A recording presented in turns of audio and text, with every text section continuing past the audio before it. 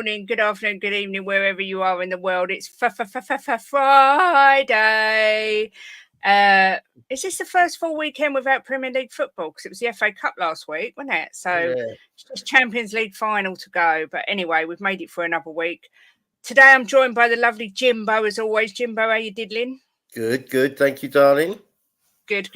And we've got a great panel as well. First up, we've got Mr. Jose from El Tel Cocorel. How are you doing, Jose? Good afternoon, Kate and Jim. Yeah, I'm fine, thank you. Looking forward to the weekend. Yes. It starts now. Just got to get the little matter of work out of the way, and then I'll be there. But no, thank you for having me on. I look forward to today's show. Excellent. Good to have you on. It's a pleasure to have you on, Jose. Thank you. Oh, Kate's froze. What's happened to Kate? You take over. I need to upgrade Kate, don't I? Hey, well, I can bring Robbie on. We will add to stage. Mr. Robbie, how are you? Afternoon, Jimbo. Afternoon, Jose, and afternoon, Frozen Kate, and everyone in the chat. Yeah, she's back. Honestly, the bloody internet is driving me up the bloody wall.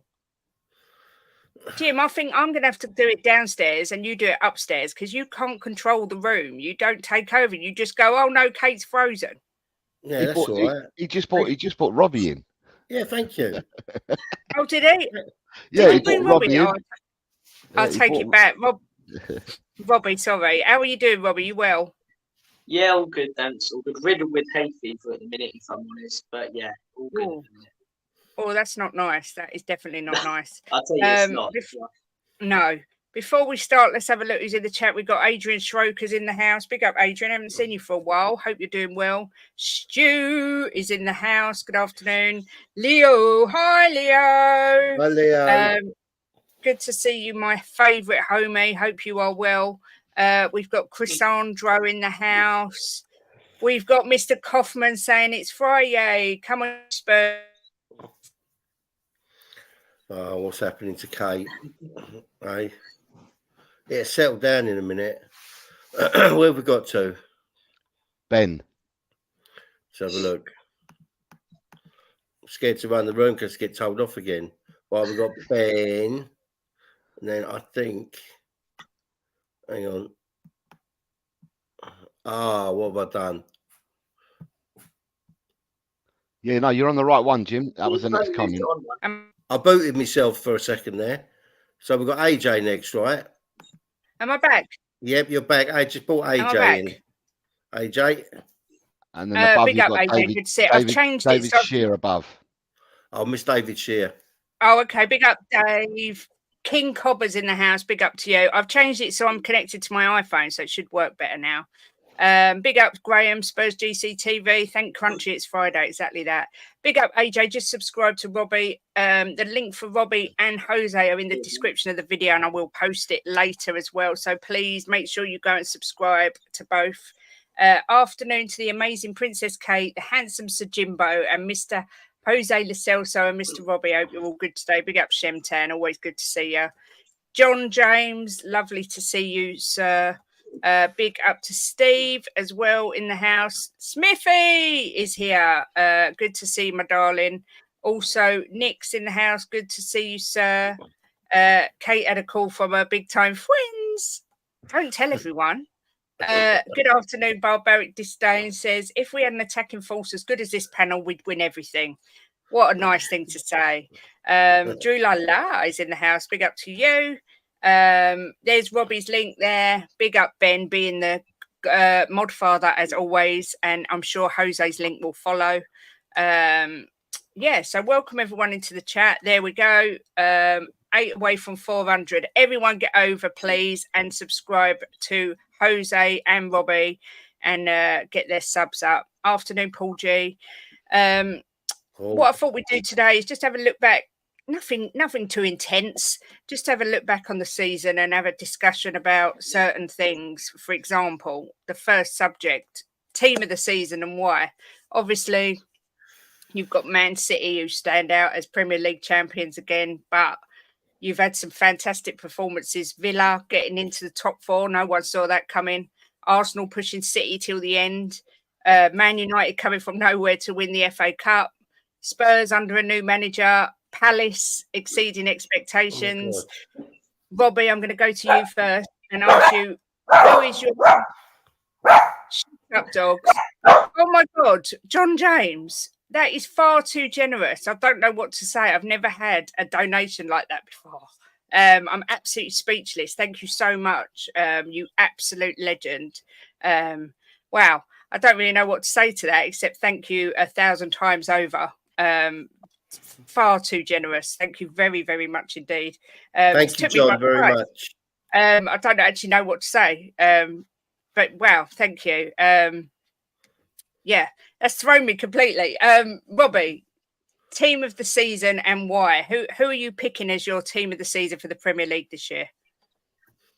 Oh, that's a good question. It's a tough one. I think goalkeeper, probably Vicario. It might be a bit biased, but I don't give a much. No, I don't mean positions. I just mean overall. Who do you think as a team? Right. I thought you were asking me to do a whole. Oh no, that would be a tough question. Yeah, team of the season. I'd probably say Villa. In all honesty, I'd say they've exceeded expectations, and you sort of expect City to win the league. You expect Arsenal to be challenging. I mean, if you're basing it off pre-season expectations, we've had a good season, I'd say. But I think Villa going from 7th to 4th, and obviously when Emery came in the relegation battle, so I think Villa. Yeah, I think that's a good shout. To be fair, Jose, do you agree? You're picking someone different. To me, the team of the season is going to be the team that wins the league and has done it for the 4th time on the trot. Okay, they were the favourites at the start of the season, but on paper, we know that the game's not played on paper, and they could have been pre-season favourites. They did win it in the last game of the season. It wasn't like they'd won it 3 months beforehand or anything like that. To carry on doing what they're doing and evolving their team and changing the way they play, they've done magnificently well to win that title for the 4th time. I mean, I watched Guardiola. Guardiola for me was a centre half all day long. Has always been a centre half all day long. Yeah. Goes to Manchester City. He's now playing him out left back. He's not only playing left back. He's getting up front. He's scoring goals. The way that he's made a Kanji play, Ake play, he's improved. Their defenders have improved no end at all, and the wheel keeps turning, and he keeps changing.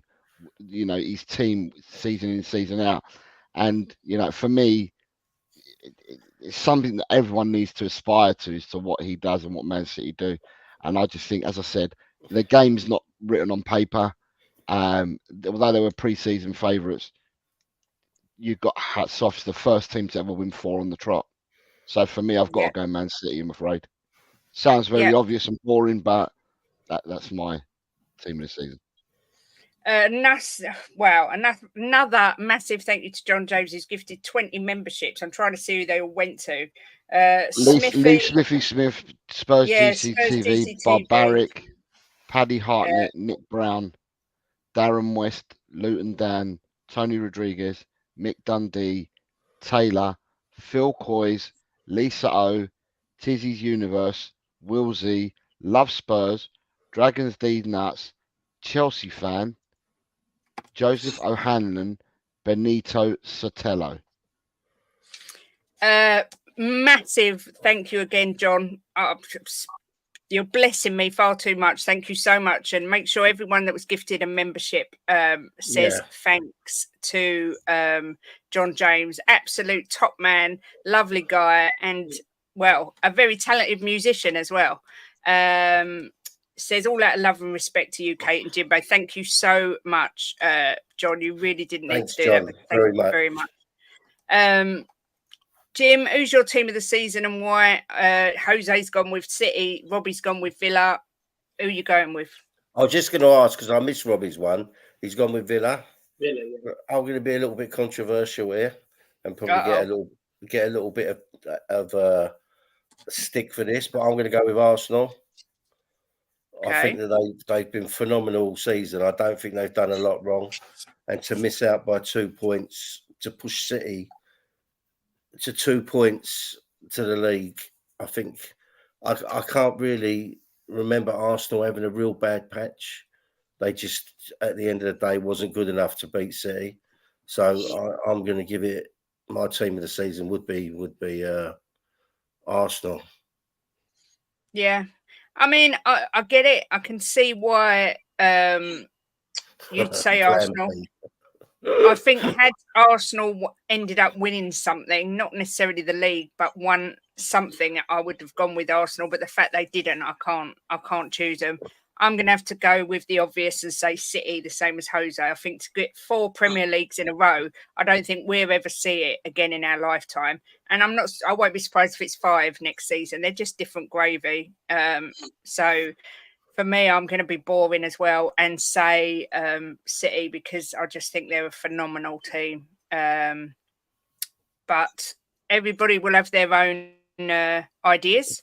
Big up Steve D says, hi Jimbo, Jose, the other fella, and of course the blonde bombshell. I'm lurking until the window's closed and everyone stopped losing their minds. Much love. Big up Steve, good to see you, sir. There is a lot of mind losing, but you know what, everybody's entitled to feel how they wish to feel. So absolute pleasure, peeps. Don't forget to smash those likes and subscribe. Thanks again, John. Thanks again, John. Don't remember them suffering from loads of injuries either. Is that Arsenal? Yeah, I think they were pretty lucky with injuries this season, I believe.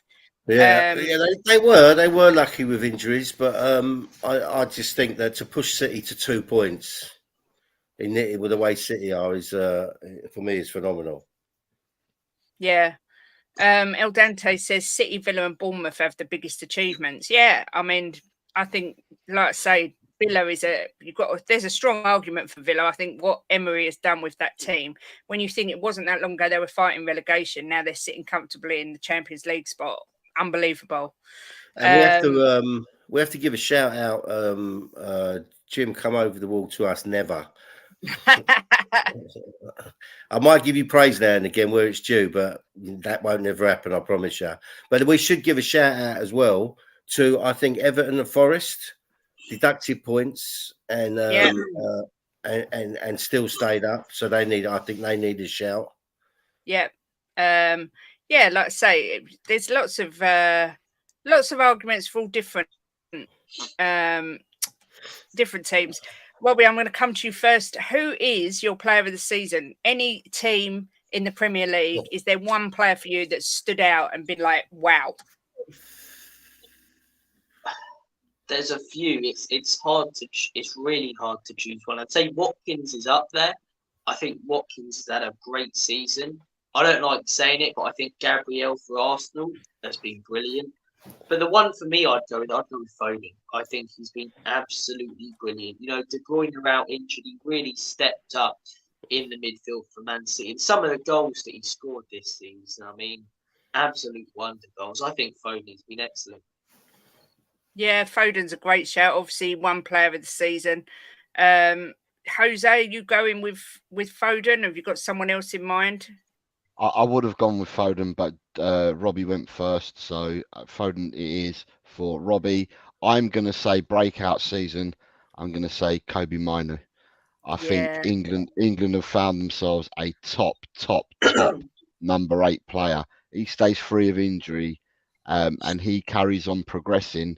He will be a phenom, as what Foden is, as what Bellingham is already. England are blessed. Completely blessed in the top 6 positions. They have got so much ammunition and so much to choose from. It's a close call. There are some other people that have played really well this season, but for me, it's his breakout season. Nobody had ever heard of him, and he's come out and he's bossed midfields and he's bossed games and he's made seasoned professionals look ordinary. Yeah, both for and against. So I'm going to give a shout out to Kobe Mino. Yeah, I can't disagree. I think he's been exceptional. Jimbo, who are you having as your player of the season? Well, I was going to go for Werner, but I think it might cause an uproar. So So I'll go someone else. You're a naughty, naughty man.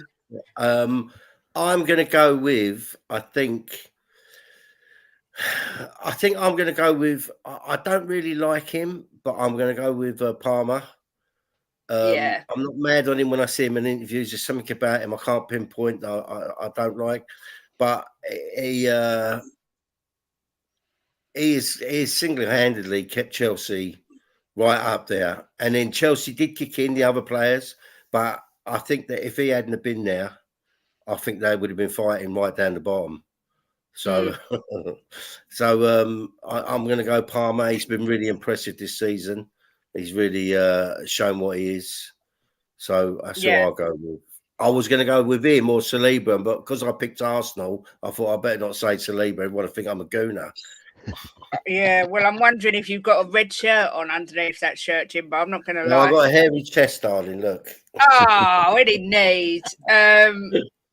I am going to say who I believe to be the best player in the world and say Rodri, because I think if you take Rodri out of the City team, it's been proven they just don't win if he's not there. I think he is the most incredible player.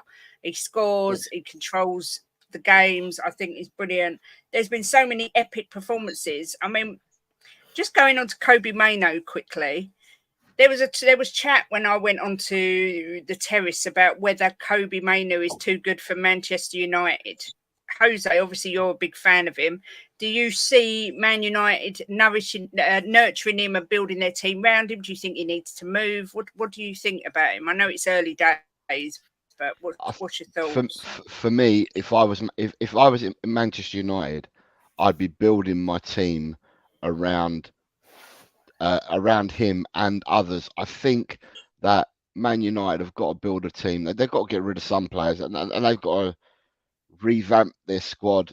But I would be looking at the likes of Kobe Mainoo. I'd be looking at your Garnachos, your Højlund. I'd be looking at Lisandro Martinez, who's currently. I'd be looking at these players and build a team around them. They've got too many players that are substandard through other managers coming and managing. A bit like Tottenham. You've had managers come and manage a club who've bought their own players in, who are not necessarily players for other people, been bought on bigger contracts, and Man United now can't get rid of them either. I mean, the biggest case in point was that Phil Jones. Phil Jones ended up being at Man United for 10 seasons, and 6 of them he didn't play. So, it's mad, ridiculous stuff like that. If I was Kobe Mainoo, if I was Man United, I'd be building around Kobe Mainoo. If Kobe Mainoo plays well for another season, and maybe even 2, and improves, then who knows? Real Madrid might come calling for him. He's that good a player. Robbie, thoughts? I mean, sorry, I've just got to say, John James, please don't think I'm trying to get rid of Kobe Mainoo for you. I think Man United won't be letting him go anywhere. But it was just a subject that came up, and I just wanted to get your thoughts, Robbie, on whether you think Mainoo is going to be nurtured there or should look elsewhere. Or are we doing what Guna says and we're hyping up this English player too soon? I agree with Jose. I think they should try and build their team around him. I think he's got a lot of potential. He's really young. And when I see him in the midfield, he really controls the midfield in the game. And I think he's got great potential. I think he's a cracking little player. I really do. I think, they've got a few really good youngsters at that club. Rasmus Højlund's another one. His goal against Brighton, I saw the highlights of that. Brilliant goal in dribbling and finishing. I think what's his name? The Argentinian winger. Garnacho, yeah, he's great as well. So I think those 3, heading into the future, they should be doing everything they can to keep hold of them and then build the team around that. I think they need a proper centre-back, though, Manu, and then they can get that spine. But Mainoo, Højlund, Garnacho, those 3, I think they're quality youngsters. But Mainoo, they should do everything they can to try and keep him, in my opinion. He's great. Yeah, I completely agree. Jim, do you agree? Yeah, I agree with what Robbie just said as it happens, and I think that Ten Hag might be. I don't know how long he's been at United now. Is this his 3rd season? Finished his 2nd season. He's finishing his 2nd season, but it looks like to me he might be starting to get to grips with it, and I think that they should keep him.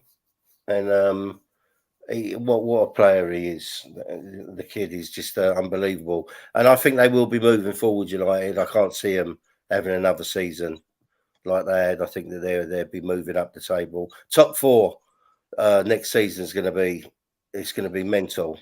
There's so many teams that want to get in there and that could get in there. I mean, it's frustrating when you look at Man United fans have come up for a lot of banter this year.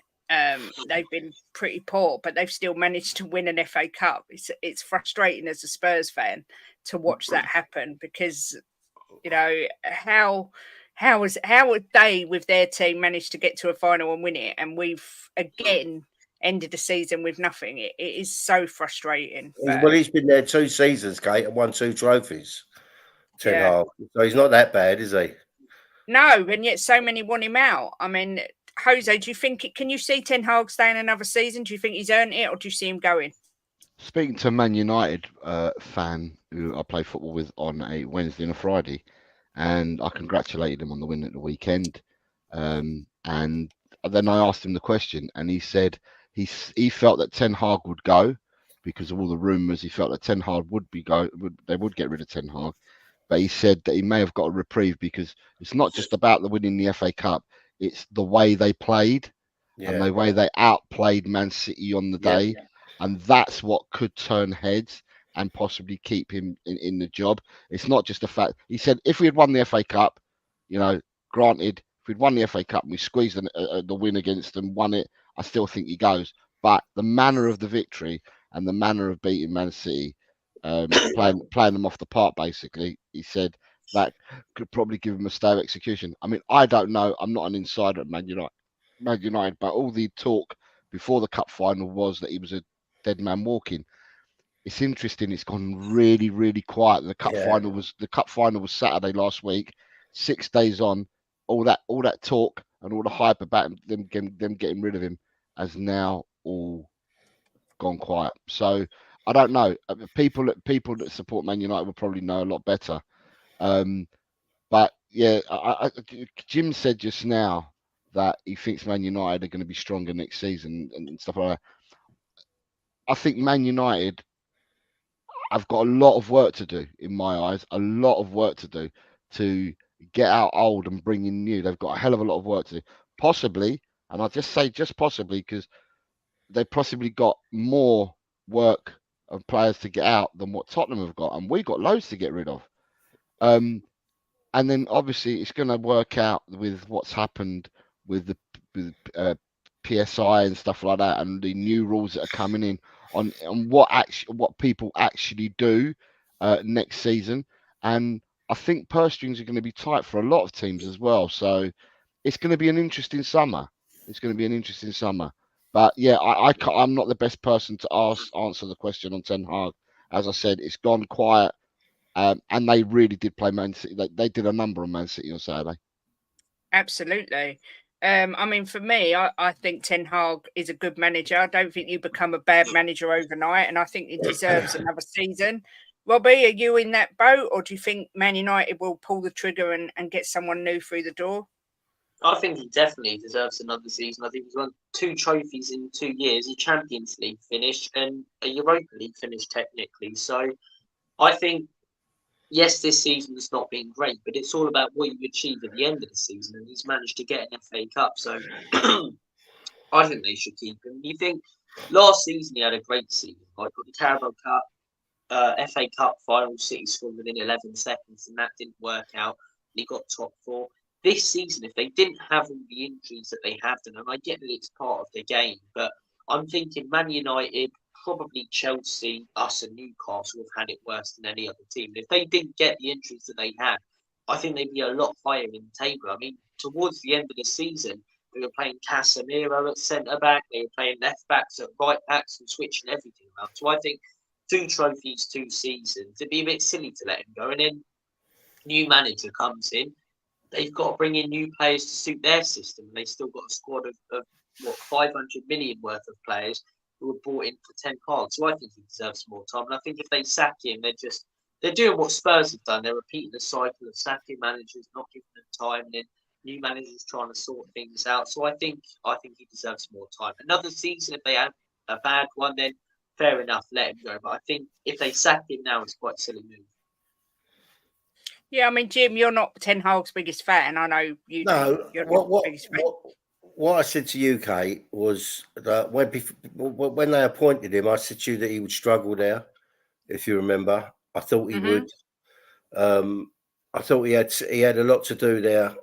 He took over a club that was pretty toxic at the time, and I thought that he would struggle. But it looks like to me, watching the end of this season, he started to get to grips with it a bit, and he's changing the way he's playing. And as someone put in there that he's had a lot of injuries, which he has had.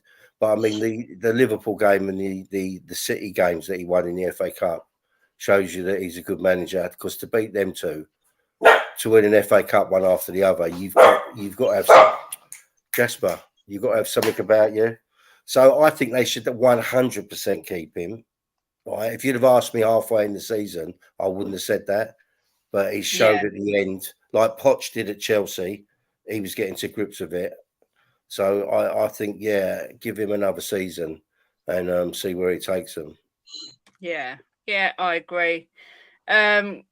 Talking of obviously managers, Robbie, who's your manager of the season this season? Who's absolutely sort of impressed you or think improved their team, or however you want to look at it? Who for you has stood out as the manager of the season?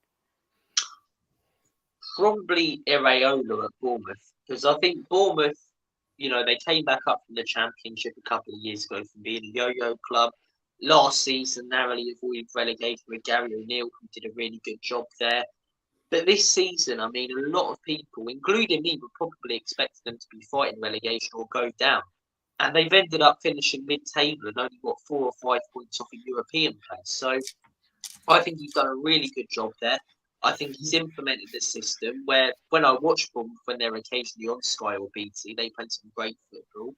I think he's done a great job. Close second would be Emery because of everything that he's done at Aston Villa. I think Ange is even up there, in all honesty, for his first season at the club. But I think I'm looking at the biggest transformation and the biggest improvement.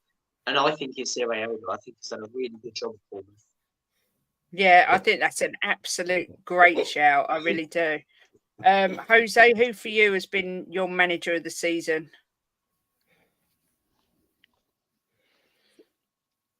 I think there's got to be noticeable mentions for Glasner in the 6 months that he's done at Crystal Palace. Yeah, amazing. He's been absolutely phenomenal. Can't believe the transformation. Before I carry on talking, John James has just put in another comment for you. John, honestly, thank you so much. I don't know what to say. I just don't know what to say. I feel really humbled. With another massive super chat, said he's had so many issues to deal with from day one. CR7, Greenwood, Maguire, Sancho, the ownership is crazy, and now injuries, and he could lose his job. Crazy. I completely agree. I absolutely really rated Ten Hag. I think the problem was that he came to England and everyone expected him to play the Ajax way, and he hasn't.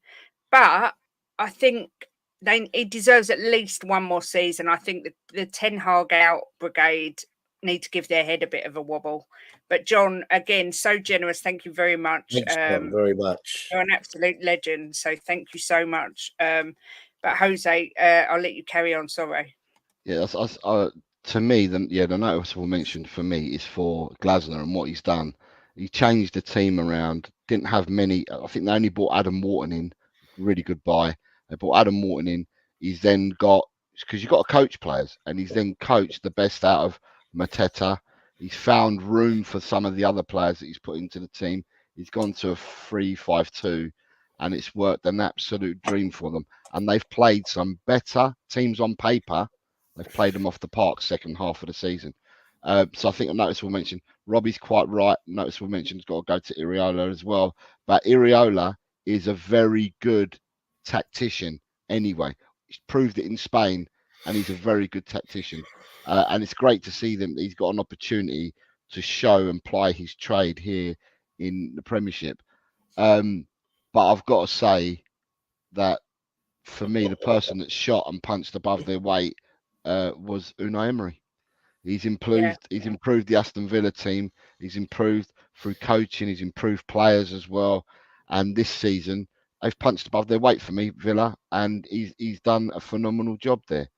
I can't. I'm going to have to give it to Emery. I can't go out and give it to, even though he's the king. I can't give it to the King Guardiola. I'm going to give it to Emery. It's interesting. We've gone for 2 Spanish managers so far. There's a few Spanish managers in the Premiership. It's true. It's true. Very true. Jimbo, who's your manager of the season? Oh God.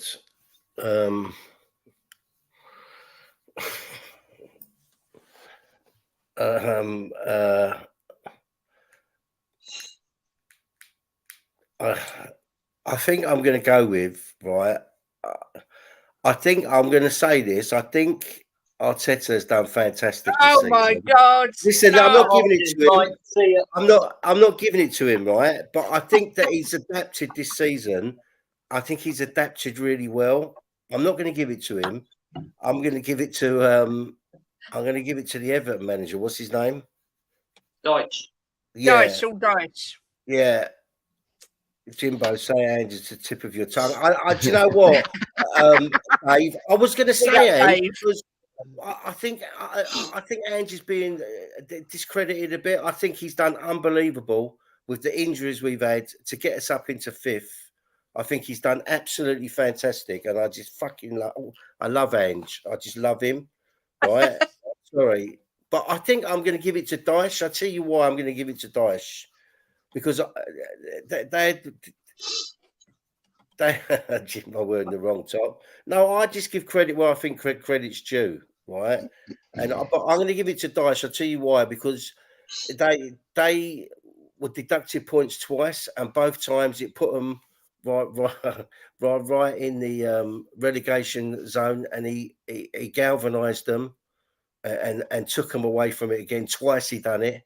So I think that Dyche has done a miracle keeping them up. So I'm going to give it to Sean Dyche. Jim, you were giving me some serious heart palpitations for a second. No, I think I like to. Then you said Arteta. I was like, I like to be honest, right? And yeah. I think that he does this because last season we was all laughing at him, right? And this season he's done well. He pulled it together. So, but I think Dyche has done an absolute fantastic job keeping them up. So I'm going to give it to him. YouTube royalty in the house. We Are Tottenham TV and Dave are in the house. Yeah. What is going on? I'm incredibly blessed. And John James throwing money at me, like making it rain all over the place. I will ask this question in a minute. For me, I think. I mean, I saw Love Spurs said adapted, finished second last season, and then second again with a better team. I think Arteta has adapted. I think, and he's short.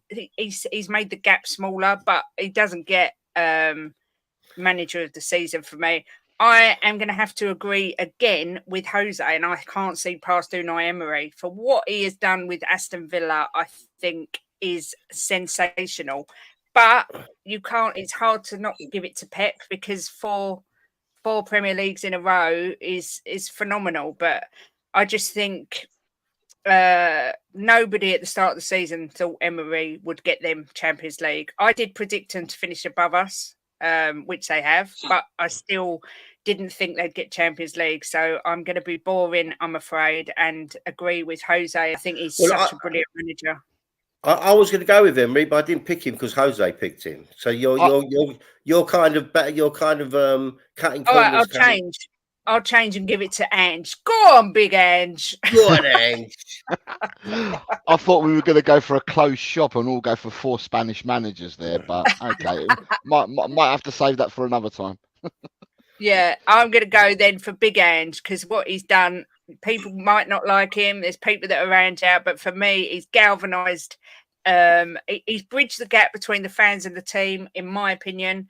And I think he's changed a lot of the mentality. And yes, he's made mistakes, but he's made me feel positive about my club for the first time in a while. So, big shout out to Big Ange.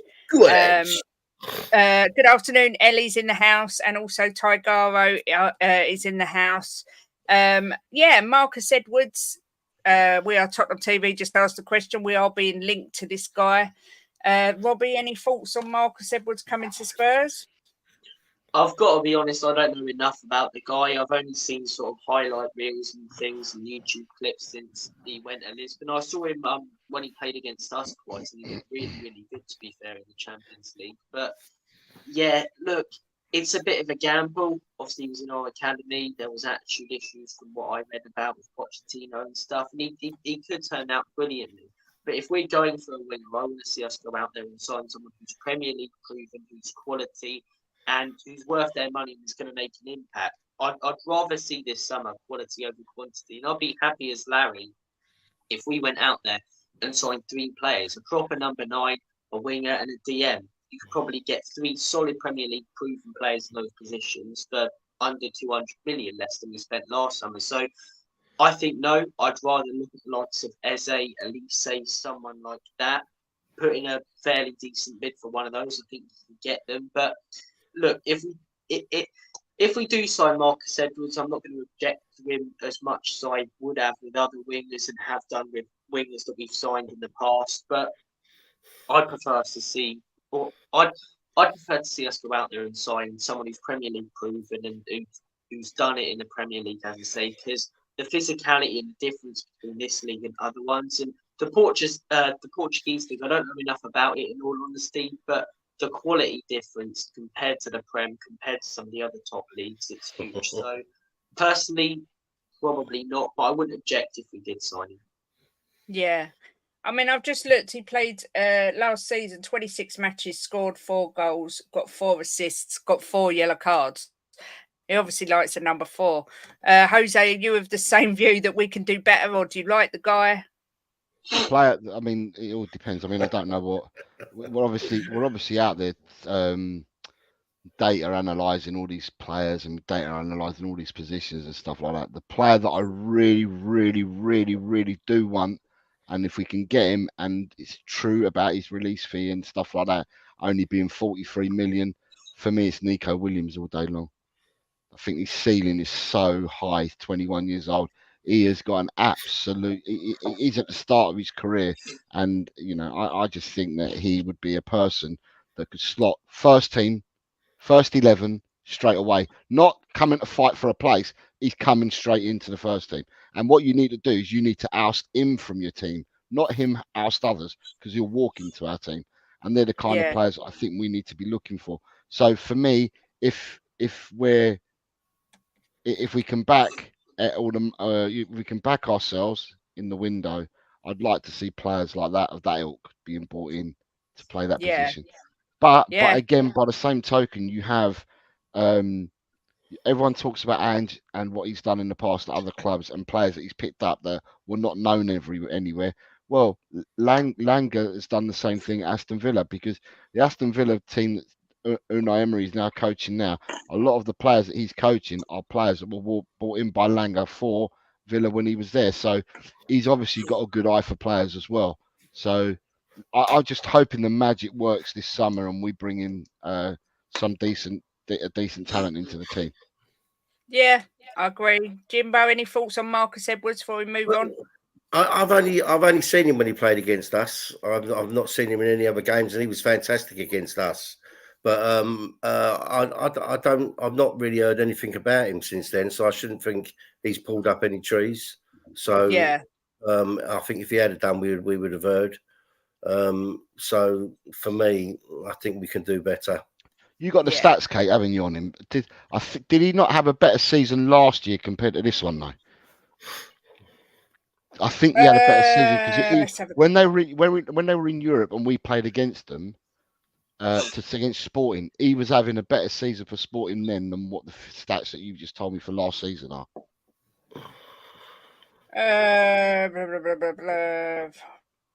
I'm thinking that anyway. I might be wrong, but that's what I'm thinking. He had better stats. Let's have a look. The year before, 33, 7 goals, 9 assists. Yeah. Still 4 yellow cards, though. It's like he just likes to get 4 yellow cards. He likes to put his foot in. He's always puts his foot in. Yeah. To be fair, I think we can do better than him, but we'll see. We'll see. Flop of the season for me. I'm going Szoboszlai. He was bigged up massively to be the next big thing, and I just don't think he's cut it in the Premier League this season. So I'm putting Szoboszlai straight in the mix. But I am going to go Jimbo first. Who is your flop player of the season? Oh God. Can you come to me in a minute so I can think? Yes. Jose, Yeah, I'll go for you. Go to John James before you come to me. Oh my goodness.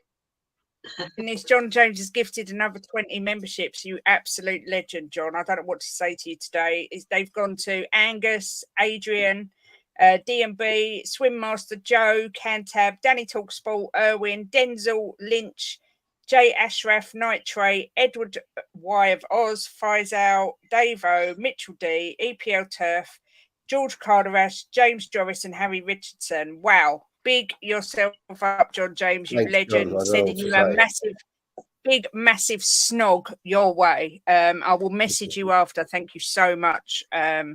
Too kind. John James is definitely not flop of the season, that's for sure. But Jose, have you got any thoughts of who you thought would be amazing and who's been crap? Oh, this is a good shout as well. Mason Mount. He's been a bit of a flop. Well, I don't really think that's his fault. They haven't been playing him, have they? No, but when he played, he was crap. He was awful when he played. At the start of the season, teams were walking through Man United at the start of the season when they played him, Fernandes and Casemiro midfield. We walked through them. We only won 2-0, but we were walking through them. I remember Wolves in the previous game walking through them as well. So when he played, he hasn't exactly pulled up trees. So he could be a good shout. I'm going to say Enzo Fernandez at Chelsea. Oh, good shout. Yes, I think Enzo Fernandez has been. I think Enzo Fernandez is probably a good footballer, all right, but I just don't think he's cut out to play the system that Chelsea were playing. And it's interesting that Chelsea have picked up when he got injured. When he got injured is when Chelsea picked up towards the end of the season, because then they were playing Caicedo and Gallagher there, and then that's when they brought in They had room to bring in Madueke and play Madueke, Palmer, Jackson, and Mudryk. They had to change their system when Enzo got injured, and they improved no end. So I'm going to say Fernandes from Chelsea. 100 and whatever million he cost. Yeah, that's a good shout. Robbie, who's your flop? Yeah, Fernandes is a really good shout. Calvin Phillips as well is a really good shout in the chat. But I don't think there were really high expectations for Calvin Phillips, in all honesty. People maybe thought he'd do all right. But I think Nicholas Jackson, I didn't know a lot about the guy, but pre-season there was a lot of talk from Chelsea fans, a lot of hype about him. And I watch him, and excuse my language, but he's a pile of piggy shite. He's not good at all. And you watch him week in, week out, miss these absolute sitters and huge chances. And for me, because of the expectations that he had from Chelsea fans and others, because of the pre-season he'd be my flop. Yeah, I get you, but the thing was, I can't pick Jackson because he scored 4 against us. So it's a worse tactic ever, to be honest. I know, but if he's flop of the season, then we are really, really bad. But see, they're both good calls as well. Madison Basuma. I mean, Jim, what's your fault? Are you coming to me now? Yes. I've got mine. I had to think about it. Basuma, I wouldn't say Madison, but I would say Basuma could be in there. But I'm going to go with Sterling. I think Sterling's been absolutely diabolically bad this season. Chelsea. Yeah, he's popped up with a couple of goals here and there, but for the player he was at City, I think that I've got to go with Sterling. Yeah. Okay. Yeah, there's been a few. Let's be fair, there has been a few, but yeah, Sterling. I think Man City got rid of him at exactly the right time, without any shadow of a doubt. I tell you who else, mate, could be in the shout. Saka could be in that shout and all. No, don't be ridiculous. Well, I tell you what, if he turned up for a few more games, they might have won the league. Martinelli, I'd say more over Saka. He's been off. Yeah, Martinelli's been terrible, but yeah, Jim's been a flop this season. He has, with that comment about Saka. He can limp better than anyone on the planet. Brennan Johnson, I think, is a reasonable shout. Maddison, 100% is a good shout because of the hype around him. So yeah, there's a lot of people that could be in there for flop of the season. I mean, signing of the season for last year. I think I'm going to go straight out there and say kudos for West Ham because I just rate him massively. I think he's been phenomenal, and I would love to have him at Spurs. Jose, who's been your signing of the season? You've nicked one of the ones that I would have said straight away, but I'm gonna have to go with. I'm gonna have to go. Kudos. I wanted kudos 2 years ago.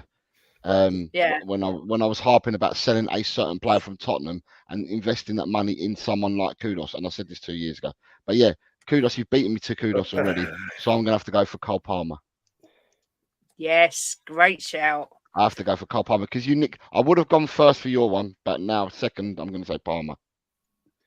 Yeah, that's a great shout. There's been some grand signings when I'm reading these comments out here with the likes of Trossard, Rice, Havertz has proved everybody wrong. Cole Palmer, Isak.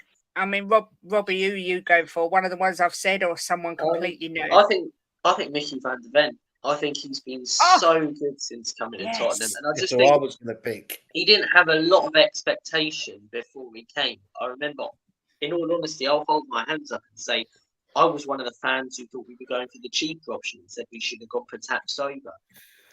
But in my opinion, he's one of the best defenders in the Premier League at the minute. And the way we play with a high line where our whole team's on the halfway line sometimes, we wouldn't be able to do it without him. Without him playing that system, we'd be mid-table. The amount of recovery runs that he makes. So I remember Jose, you said that you called him the blanket. Because He is the blanket. Constantly covering for our wing backs. He's so good. He really is. And I think he gets a lot of praise. But if he was at Manchester City or Arsenal, one of those teams, thank God he's not there, but a team that's contending for the league and he has more quality ahead of him as well, and more quality around him, I think he'd be rated as player of the season. It's been so good, Van de Ven. I think Rice is up there, but 100 million for Rice, he's probably given Arsenal what they expected, for him to give them. Whereas Van de Ven, there wasn't a lot of expectations, and he's just been absolutely brilliant. Vicario's up there as well, so a couple of Spurs signings that have been really good in my opinion. Yeah. Jimbo, who's been your signing of last season? Well, I was going to say VDV, but Right. Robbie beat me to it. So I'm going to go. Oh God, it's so hard, isn't it? Timo Werner says Ben.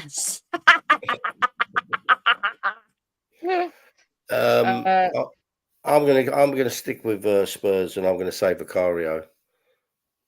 Fair enough. I think that he's come into the Premiership his first season, and I think he's done fantastic. He saved us in many games. Yeah.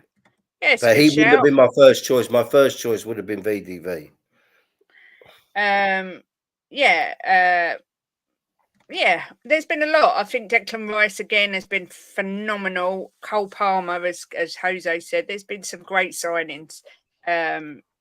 Is there a player that's surprised anyone that's sort of? I mean, I'm going to go and say, just put it out there, Solanke. Although I don't think he will sustain the form that he's had this season, I think he surprised me. And again, Vicario as well, because he was our second choice allegedly.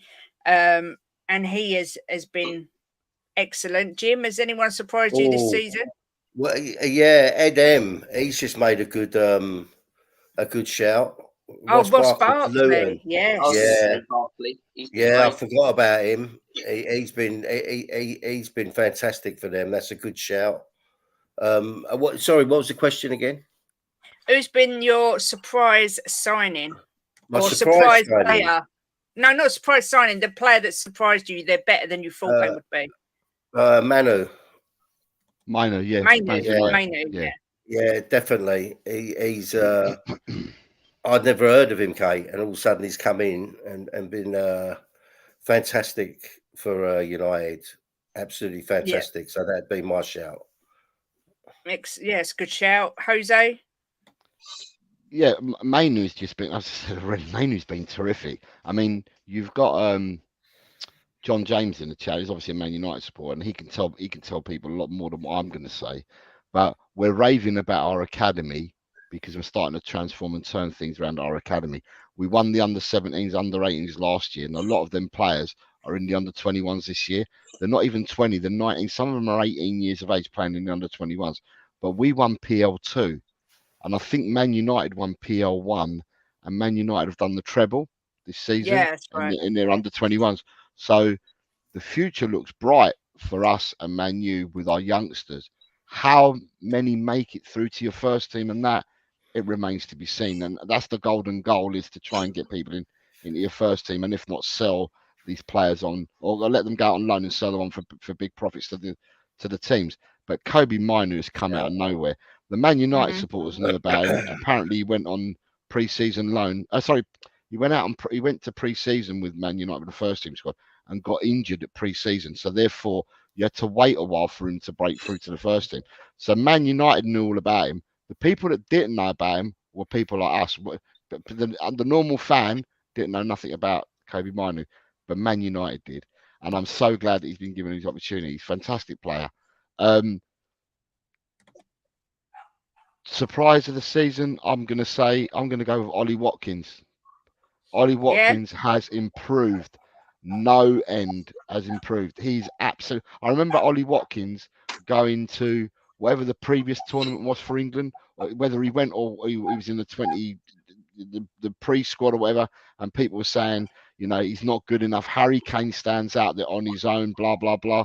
Well, I'll tell you what, Harry Kane's now got an understudy, because Watkins is that understudy. Watkins has jumped the queue from a lot of forwards. Tony's fallen by the wayside. Calvert-Lewin's fallen by the wayside. Tammy Abraham's fallen by the wayside. Watkins has overtaken everybody, and he's definitely Kane's understudy. So I'm going to say Ollie Watkins. He's the most improved player over the season for me. Yeah, that's a good shout. Robbie, anyone different that you're thinking of? I hate saying it, but I think Havertz. I think he's been really good at Arsenal. I do, and when they signed him, I was one of the people who was taking the piss. 60 million for a player who's been rubbish at Chelsea over the last couple of years. But I thought especially in the second half of the season. First half of the season, he was okay. He started quite poorly, but second half of the season, he's been getting goal contributions or goals in pretty much every couple of games. He's been really, really good. Playing up top as sort of a false nine as well. I think he's been really good. Ross Barkley would have been the one I would have originally said, because no one really expected anything from him. The last I remember of him was at Everton years and years ago. He's been doing really nothing with his career since, but he was great for Luton. But yeah, I think Havertz. I think he's been good for Arsenal. Yeah, I think you're right. We did all banter him and saying, how can they sign Havertz? He's crap. And then he's just been, especially the second part of the season, it's been brilliant. I am going to just show you this, if I could share my screen. This was voted as goal of the season. I'm not sure if anybody agrees, disagrees, but I shall play it and see what you think. Garnacho's goal. And Garnacho! That is of the very highest order. In terms of the great moments of Premier League gymnastics. That was voted goal of the season this year. That's hard to argue against. Yeah, it is very hard to argue against. It was an unbelievable goal. The way he got himself in that position, the fact he positioned the ball straight into the corner. Is there any argument from anyone that there should be someone different? I think, Kate, it's very, very hard to pick a goal of the season, because there's so many great goals through the season, but that has to be up there with a shout, without any shadow of a doubt. But there's been so many good goals, God. Yeah. Can I ask Mark CFC? He said, how is that goal of the season? I don't know how it's not goal of the season. It's just the most incredible goal. it's not one where you watch and you go, that was fluky. It was It's right on the edge sensational. of the box as well. Yeah, and yeah, he was moving backwards at the time. I mean, is Jose, have you got any others in your mind? I mean, we've got Pedro Porro's against Burnley, Foden against Madrid coming here. Any goals that spring to mind for you, or is that for you and the out and out goal of the season? That is the goal of the season, but I'm going to give a noticeable mention to Prue, right? Because I'm going to have to say the 2 goals he scored against Everton in the 2-2 draw were absolutely sublime finishes. First touch, ball laid to him, first touch, and both the goals pinpoint accuracy, and they were taken.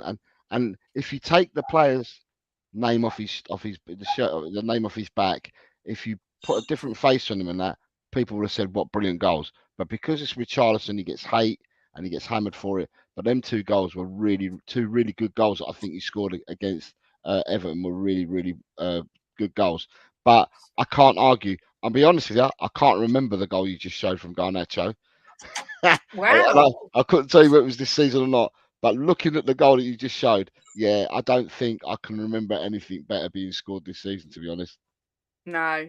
Robbie, I mean, there was obviously, just quickly, we'll give a shout out to Caicedo on the last weekend of the season, scored from the halfway line. That was an absolute classic as well. But any goals that stand out for you at all, Robbie, or you like? It's not necessarily Premier League, but I can't remember who they were playing. They won 5-0 West Ham in the Europa League, and Kudus run past literally the whole team. It reminded me of Son against Burnley a few years ago, but it's hard to argue with that Garnacho goal. It's an absolute scream. I think Caicedo's, like you say, Kate, that's a great goal. There's been a lot of great goals this season, but that's just an exceptional goal. That's a level above all the other ones, in my opinion. Yeah, I agree. Did Jimbo, anyone watch the England under 17s yesterday? Yeah. Did you see Italy's equaliser? It's a good goal, yeah. Italy's equaliser. That ball stuck to his foot like glue. I didn't see it. I'm not going to lie. Jim, any other goals that stand out for you? Do you think that was by far the best goal? I mean, I don't know if it's by far the best. It's definitely up there. I mean, there's different goals in there. There's build-up goals, fantastic. I loved Sonny's chip early in the season when he. Oh, and Darwin Núñez's chip as well. That was so brilliant. Yeah. I don't know if you guys have seen Championship either, but Ipswich scored a goal earlier in the season where they played it through the whole team. It was belted into the top corner outside the box. I didn't see the game, but I've seen that goal time after time again when I put on Sky Sports or Twitter. That's an absolute goal. Just the build up there and everything. There's been so many good goals. It's really hard to pick one out, but I mean, they've picked that one, so I wouldn't argue against it. I thought it was a fantastic goal. Yeah, I think that's fair. I know he did miss some sitters, but I love goals where they chip the keeper. It's probably my favourite type of goal. I don't know why. Someone said if he hit it 100 times, 99 would end up in the stands, which is probably true. It probably would, but that one time he got it right when he needed to. It was a screamer. Exactly. I totally agree. We've got some questions that I did save. So Arne Slot taking over at Liverpool next season. I don't particularly see much of a drop-off, providing they keep their key players. I do think they'll be challenging again. Robbie, are you expecting Liverpool to drop off a bit, or do you think they've got the momentum there? It depends if they lose the likes of Van Dijk, Salah. I think if they do and they don't invest in good replacements who are close to that level or on that level, I think they could drop off a little bit. And even if they keep those players, they're getting on a little bit as well. So I don't think they'll be contending for the league next season, but I also don't think that they'll be battling to get into Europe. I think probably 3rd, 4th, 5th, one of those 3 places is where Liverpool will be. I wouldn't be surprised if they win a trophy as well. From what I've seen, Arne Slot, he's reported to play some great football, but I think to play that sort of style of football, you need quality in that team. And Liverpool do have that. So I think he'll succeed at Liverpool. I think he'll eventually win, a fair few trophies. But I don't think they'll drop off hugely. But I also don't think they'll be contending with Arsenal and Man City next season as closely as they were this season. Yeah. Yeah, I hear that. I mean, Allison and Salah rumoured to be leaving. I saw an article yesterday that said Allison will 100% be there next season. Don't know how true that is. I mean, what do you expect from Arnie Slot, Jose, for next year? Arnie Slot, talent ID, master. Absolute master at talent ID. Robbie's alluded to a lot of it at the moment. It's who do Liverpool retain? Are they going to retain the whole squad they got at the moment? Is he going to be allowed to invest and bring players that he wants in? I think it's like anything. When you bring in a new manager, there is some bumps in the road because you've got to learn the manager's way of playing and stuff like that. People have to get used to the coaching style and that. And I think he will develop players in the long run because it's not an overnight thing that you judge someone in their first 2 months of them being at the club. It's going to be something that's going to take some time. I think he will end up having a really good footballing side over time. Not too sure whether that happens straight away next season for me. A bit like last year.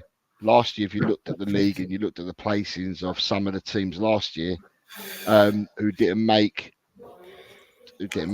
Europe, let's say last year, and then you look at the teams that haven't made Europe this year, or the teams that fought and that were lower down.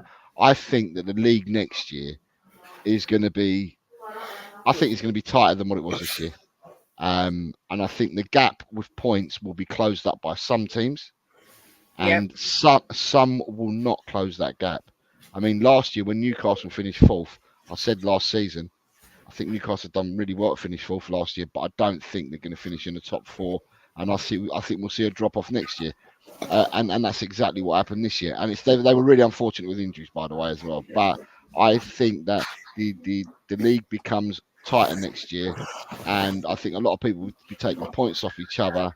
But I can't see Liverpool winning the league next year. I can see him improving the team, getting them to play his way by the end of the season. But I think there'll be bumps in the road for Liverpool. Yeah, Jimbo, are you expecting Arnie Slot to come in and challenge, or do you think there'll be a drop off from Liverpool? No, I don't think he'll come in and challenge. I think a lot to do with Liverpool will be the second half of the season. Once he's had half a season there and got them together, and how he wants to play. So I think I don't expect too much first half of the season, but we are talking about Liverpool. I mean, they're just always up there, and they good. But I think second half of the season for them is going to be massive, absolutely massive. Yeah, I agree. Guna says, "What do you think Ange needs to do to save him?" I'm not sure that he needs saving as such exactly. I think he needs to be back this window, and he needs to show us exactly what Ange Ball is. I mean, Robbie, what's your thoughts on Ange, and do you think he's in danger of losing his job at this stage, or how do you feel about the situation at Spurs? You're on mute. Oh yeah, you're on mute. I've just realised you'd started talking. Sorry about that. I think if he's not back this summer with the quality that we need and positions that we need, and he continues to play a style of play without adapting whatsoever, I think he'll be gone by the end of the year. I don't want that. I want Spurs to stick with the manager and give him real time to try and build his team. But we know what this ownership's like, and I'm hoping they change. But I just think if he's not back with quality and he doesn't adapt, he'll be gone by the end of the year. I'm not asking him to change his system. I don't want to see him park the bus, but sometimes tweak it, sometimes drop the line back a little bit. Because if you're playing the exact same way every single game, week in, week out, against the top teams in the Premier League, teams will figure you out. And this season, a lot of teams have back three, very, very narrow, caught us on the counter with our high line with quick wingers. And a majority of the teams who have done that and perfected it have won. You know, even Arsenal's Arteta, they had, 30% possession at our stage, and they were 3-0 up at half-time simply by doing that. I just think I want to see him given time. I'm not Ange out whatsoever. I think for first season, he's done very well. But how it ends up next season and in the future all depends on this summer window, in my opinion. It really does. Yeah. I'm really hoping we go out there and sign an Isak. We go out there and sign a Paulinho. Because if he gets the quality for this system, it can work. it really can work. A lot of systems like this, Guardiola plays a similar style of play, and it really works because he's got the quality. But if he doesn't get the quality, I think he'll be gone by the end of the year. But I'm hoping not. Yeah, I mean, Ben really truly believes that Poch will be our manager by Christmas. But Jose, how are you feeling about Ange? What do you think he needs? Ange doesn't need anything to save his job. Ange is the person to take us forward. I said it last year. I'm maintaining it this year. I'm 110% behind him. Good or bad, even with the games that we've lost, I'm still 100%, 10% behind him. I've said all along when people have asked me the same questions or questions around about the same way, that I will judge where I think we're going to be by the 2nd of September when the window's shut. You don't have to go for all these high profile £80 million players, although some would be nice and pleasing on the eye. You don't have to go for them. You just need to go for players that are going to fit the system, be the right type of player that's going to integrate within the team and gel within the team and not rock the boat and be a team player going forward.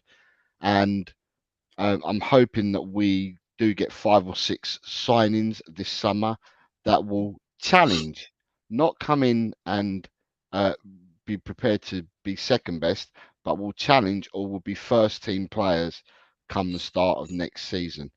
I alluded to earlier, we've got Langer here now, who's a great talent ID scout, and he did really well for Villa. The fruits of what he took to Villa have borne fruit now this season with Unai Emery. I'm just now hoping that with one year under their belt, because they would have started their work at the end of the last summer transfer window in identifying players. I'm just hoping that the team at the back, so McDermott, Langer, Munn, if you want to call Munn into this parity, I'm just hoping that they've worked and done what they needed to do, and they start bringing players in June onwards. I have full faith in him. I have full trust in him. I think we will be better next season for it. Yeah, long may he continue as our manager. Yeah, I kind of echo what you said. Jim, any thoughts on Ange and what he needs? Yeah, he's done well in his first season considering injuries and whatnot, and his first season into the Premier League, which is a big jump for him from the Scottish League. So let's see what he can do this season. I think he's going to do well. I think he will adapt. He did adapt towards the end, didn't he? Maybe a bit late. Could have maybe got that fourth spot if he'd have adapted a bit earlier and made some changes. But I'm 1,000,000% behind him. And next season it's going to be huge. And look, we got to be honest. The big question is, right, Levy backing him. That's the question, and we're going to find out this summer if he's got the cojones to back him. So if he backs him, I think we'll do really well. If he doesn't, and then I think he'll walk anyway. Yeah. Do the panel think Werner will be a backup to Son? Jim and I discussed this Wednesday, and we both said yes, we do think it'll be a backup to Sonny on the wing. Jose, do you see him being put as a striker? I mean, how do you see Werner? I know it's difficult because the transfer window's not open or closed. So, but on face value at the minute, I'd like to see Tottenham.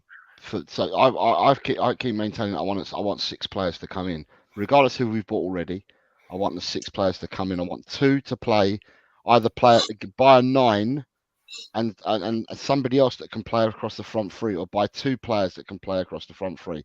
Because it worked for Liverpool when they had Mane, Firmino, and Salah, and they interchanged and they all played in across the line. I want to see 2 more players brought in. Now, with the 2 players being brought in, that means that Richarlison cannot be sold. Richarlison's got to be there, because otherwise we're dropping off our numbers up front. Although in saying that, we're going to pad up our squad next season because we're in Europe through our youngsters, and our youngsters that are coming through, all the hype and all we hear about our youngsters seem to be the midfield and forward players. Don't hear much about defenders from our youngsters. I would like to see, if we're going to put Son back out on the left, then I think Werner does become a backup to Son. But I will say that with Son, seeing Son out on the left, I used to remember when Son used to you could burn past the player, and I just haven't seen enough of that. Now, whether it's because he's been playing in a different formation, in a different system, and in a different position because he's been playing up a lot down the middle, remains to be seen whether he's as effective as what he used to be on the left-hand side. So yeah. Robbie, do you see Werner as being a backup to Sonny? Look, I'll be 100% honest. I really don't like the word backup, and I'll explain why. Because you look at the top teams in the Premier League and other top leagues, and for example, Arsenal, Manchester City, Liverpool, they don't have backup players. They have healthy competition for places in the team. They have players who can rotate. And if we're buying players who are simply there to sit on the bench, and if someone gets injured or is having a bad game, come on, we should be looking for higher standard. Arsenal don't look at Trossard as a backup. They look at him as healthy competition for places. All the top teams, in my opinion, in this league, the three top teams, the season just gone, they don't look at players like backups. They look at players, okay, this player's going to contend for that place. And then if you have a bad game, you've got someone right there to take your place. Whereas Timo Werner, as a backup for Heung-min Son, Heung-min Son isn't going to be worried. What's going to happen if Heung-min Son, has a bad game? We dropped for someone who scored 2 goals since he joined us in January and has the worst shot conversion rate in the club. I just think we shouldn't be looking for backup players. I've said since towards the end of the season, I've said, in my opinion, we need quality over quantity. I don't want to see us go out there and sign 6 or 7 players to be okay. We need an out-and-out number 9. We need a winger who can come in and do a job, and we need a proper DM and anchor man in there with a bit of muscle and physicality. Paulinho, Isak, Eze, or at least say, Solanke or Paulinho. Go out there and sign 3 players who are going to make a difference in that team. And then when you've got the likes of Bissouma, if he stays on the bench, when you've got the likes of Richarlison on the bench, they're not necessarily backups. They're players who, if the other one has a bad game, will come in and want their opportunity because they know they have to take it. In my opinion, it's about getting healthy competition in our team and not bringing in players who are backups. Because for me, it just shows a lack of motivation. Yeah, I completely agree. Sorry, I was reading the comments. Obviously, it came out yesterday that Arsenal are looking to sign this Benjamin Sesko. He's only 20, £45 million, quite highly rated. I think Arsenal are 2 players away from winning the league, one of them being a top striker, and I'm not sure this is the guy. But I get the argument that they scored 91 goals last season, so maybe they don't need a top striker. Jose, obviously you follow a lot of football from other leagues abroad. Any thoughts on this Sesko dude? So when we're talking about strikers, and I've been asked, and I've been on my channel, the person I said straight away was my target would be forget Openda, forget Jimenez, forget all these other players that we're being linked with. Go straight for Benjamin Sesko. Is exactly what I've said on my channel.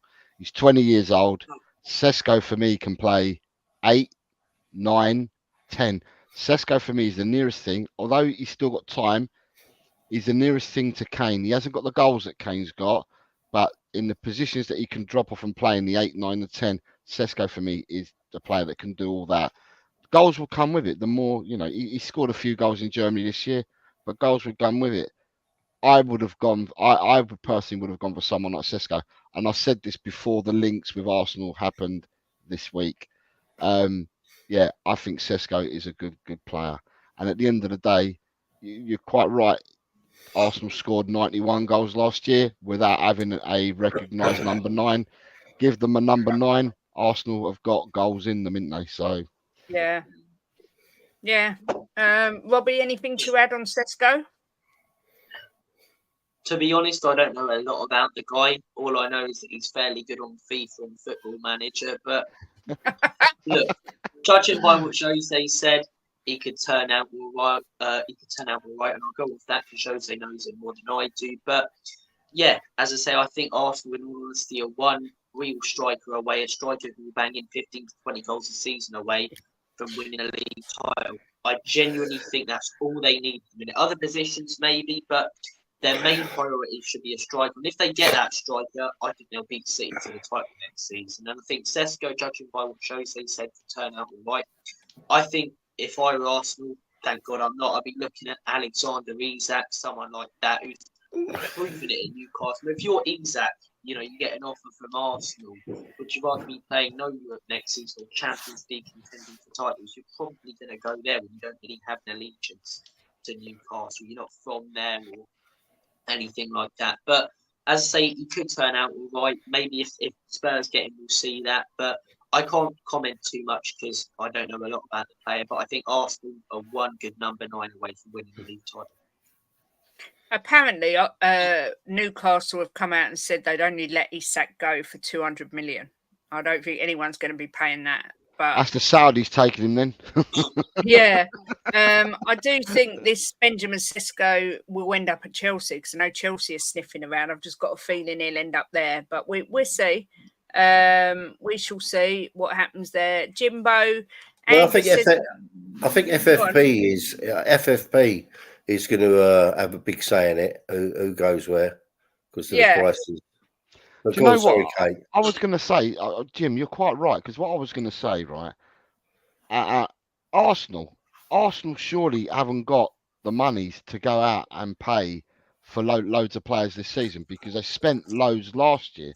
And if you've got to be within FFP, then I don't see Arsenal. But honestly, I don't see many clubs being able to go out and funder for players. The team that can do it, believe it or not, it's us. Yeah. We can go out and funder for players. But it's whether we're actually going to go and do that or not. Now, the quite important thing about this is that when you go and buy players, you can buy them, but you don't have to pay it all in one fee. So when you're saying we're buying a player for 80 million, you only have to give 20 million to buy the player this season and then pay in installments of 20 million thereafter for the next four years after that. So it's quite reasonable that we could go for a lot of players this season if we were minded to do that. And we could do it. But then by the same token, so could other teams. But there's a lot of other teams as well that need to sell to come within their limits in order to go out and buy again. And I'm not sure whether Arsenal, because they spent, who did they buy last year? They bought Rice and Havertz, and they bought one other player as well. And is it Timber they bought last year as well? Yeah. Okay, so them 3 players must have cost over £200 million. All right. So you can't tell me that they're within FFP. They're going to have to do something as well. Yeah. So I can't see all this money. They might be able to go for a player for 45 mil, but if you're going to try and go for Bruno Guimaraes as well, like they're saying, some people are saying here in the chat, Bruno Guimaraes is going to cost you north of 60 million. Yeah. I don't understand how some of these teams are thinking that they're going to have the money to buy these players without doing some jiggery pokery and getting rid of players as well. But this is a good point that Mark's just made. Yeah, Arsenal had to loan Raya as they couldn't afford him for FFP, so Arsenal will have to sell a lot of players. They've spent over 500 million in 3 years, bringing in £100 million. This is what I was going to say. This is what I'm saying. Yeah. There's a lot going on in the background in the finances with a lot of teams. About. Yeah, there's a lot of teams that have, they're a very problematic situation. Some more than others. And the ones that are in more problematic situations, we already know about them, like your Evertons, your Forest, but Villa, Chelsea, Newcastle. There's a lot of teams that are in more problematic situations at the moment. But there are other teams as well. Man City could go out and buy because they didn't go and burn a hole last year either. They haven't burned a hole for a few years because Man City haven't been overspending. Because when you look at players like Guardiola that they bought in, or you look at Haaland they got him for 40 odd million on a skank. But they got him in 40 odd million. So with these players, Man City can probably go out and spend money, but not to the tunes that us fans are fantasizing about.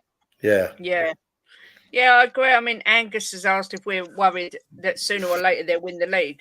It isn't something that keeps me up at night. I think it will happen over the next 2 seasons. Jimbo, are you losing sleep worrying that Arsenal are going to win the league? No, not at all. Not at all. It don't even enter my mind. When the season starts, if they're up there, I won't want them to win it, obviously, because I'm a diehard Tottenham. But if they win it, I won't lose any sleep, even if they win it. it won't affect me. It won't affect my life whatsoever, because I won't let it affect my life. Exactly. I don't think Tottenham fans are going to lose any sleep on it, Angus. So don't you worry your pretty little head about it, sir. Can I just say Adrian... to Angus? Angus, all I've got to say, and I like watching all types of football. If Manchester City change the style of football that they play next year, and he evolves it, he tweaks it every season, Pep. If they start using Haaland, which they don't do at the moment, they don't play through Haaland, right? If they started playing through Haaland, it doesn't matter how many number 9s you buy, Man City walk the league if they start using Haaland, because Haaland will score week in, week out if they start using him. They just haven't been using him. You watch Man City play, he's a last resort in the last 5 minutes when they're chasing the game or they need a goal. If they used him from minute 1, Haaland will score hatfuls of goals. Bobby Kay, just to say that Jim's been bigging up Arsenal. He gave them team of the season and almost gave Arteta manager of the season. So I would be thinking carefully about who the Arsenal sympathiser is. Robbie, Adrian says, do you think we will get one or more marquee signings? Hang on, let me stop you there. I'm not Arsenal sympathiser. I just speak honestly. Anyway, Robbie, do you think we will get one or more marquee signings, or do you think this will be typical Levy? I think we need 3. I probably think we'll go out there and get one, which is more than some fans expect. But I do think we'll go out there and make a signing worth 60 million or more for a striker, a DM, or a winger. But in my opinion, we need 3. But I do think we'll go out there and invest a fair bit of money in a player who will make a difference in the team. Yeah. I mean, Jose, do you agree? I mean, would you consider someone like Eze a marquee signing? Yeah, Eze is. But what I was going to say to you guys, a week ago, or I'm going to say even 2 weeks ago, in the last 2 weeks ago, the 2 people, I could hear lots of channels talking, and they say, we're guaranteed to get one of either Gallagher or Tony. Yeah? 2 weeks ago. Right. This is all I can hear people saying. It's all gone really, really quiet, and people are starting putting down other stories now. So I'm just like, it's like the wind. It changes, you know, who people believe we're going for and who we're nailed on to getting that. The only people that know who we're going to get are the people that do the scouting at Tottenham, because they would have scouted extensively for a while. It's not an overnight thing. They would have scouted extensively for a while. And whoever we do end up getting, we end up getting. But I don't think that we can nail our colours to any mast saying we're definitely going to get this player, that player, or the other. There's players that we would like to sign as a fan base. And Eze, I think, would have been one at the top end of the tree that we would like to come in. Yeah, I agree. Cassandra, you're right. A marquee signing is normally someone that costs a fortune, but as long as they fit the system, I don't care what the price is. Exactly Jimbo, right. exactly right. I was going to say, Steve D's made a fantastic point. Exactly that. They weren't marquee signings. Yeah. Van der Ven and Vicario. People were having meltdowns about both of them. So, you know, it's difficult. I would like to see Eze come in, but Elise looks like he might be going to Man United. So would they let Eze and Elise go? I mean, that's like the spine of their team. I don't know if they will let them both go. I think Gallagher may well happen. Everything seems to have gone quiet about Tony. He was linked to Arsenal. He's been linked to us. I don't know what's happening. It'll be a case of waiting and seeing, I think, more than anything. But I know you people are shouting about Man United and Elise, Kate, as well now. But I'm telling you, Man United are not clear of the woods with this PSR stuff either.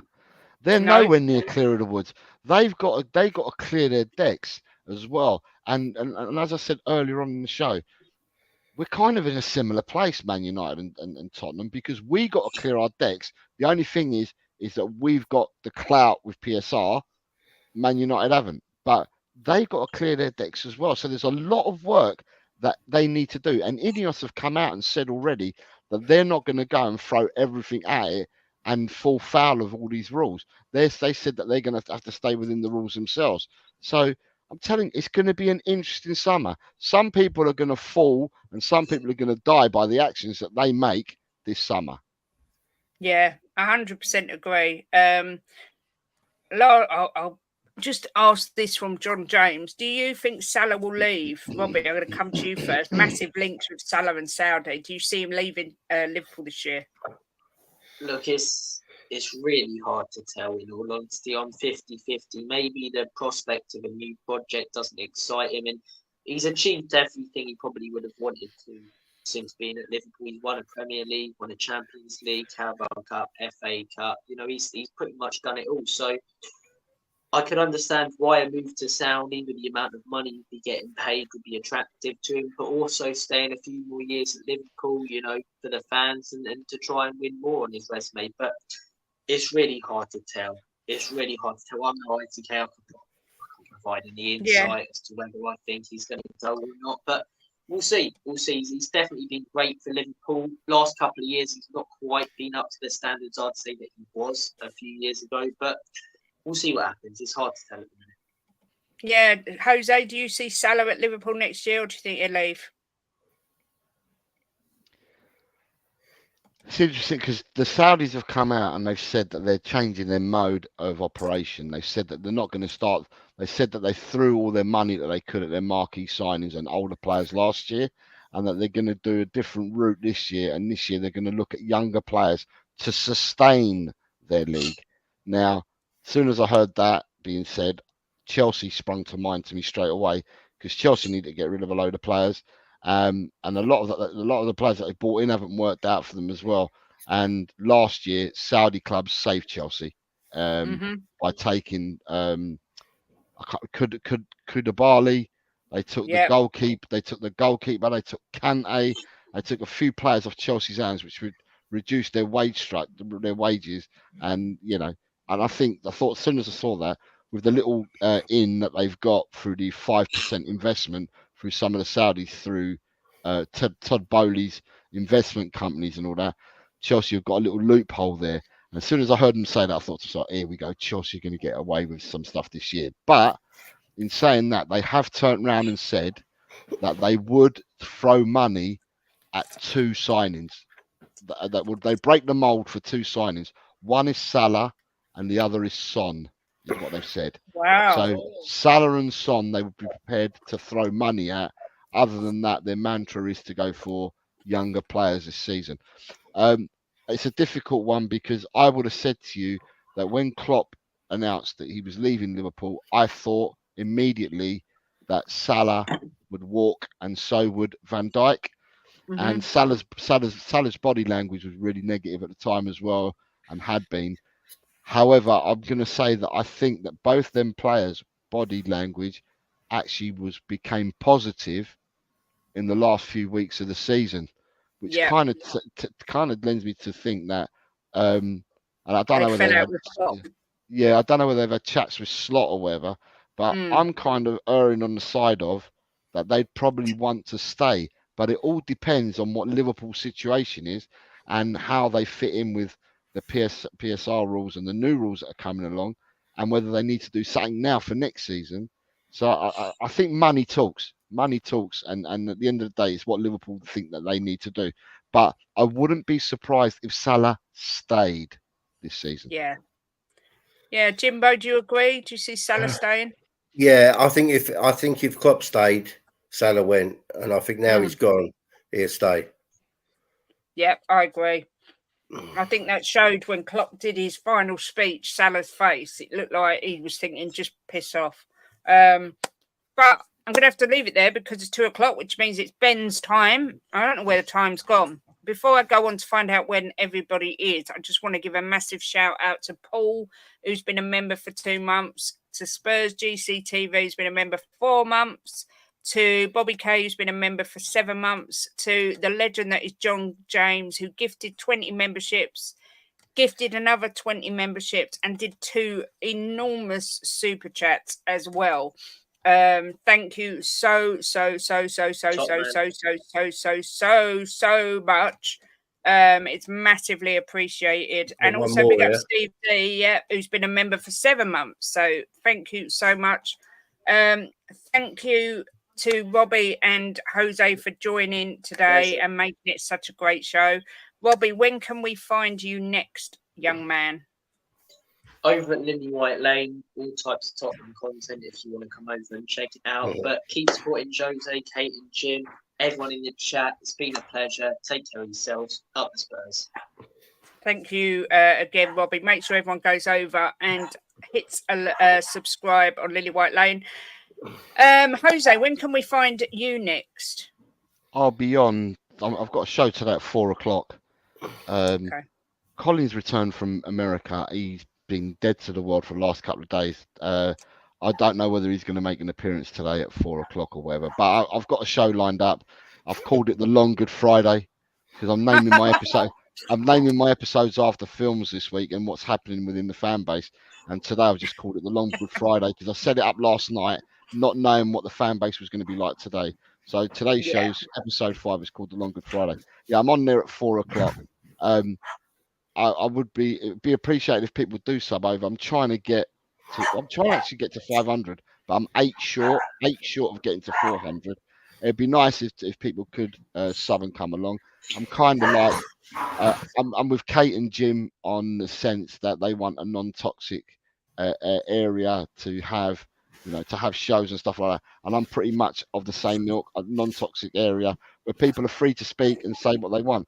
You've got supporters of different channels, different teams here who are absolutely brilliant in the chat, and that's what we get over at my side. We're all like a family together in this YouTube journey. So yeah, if you think you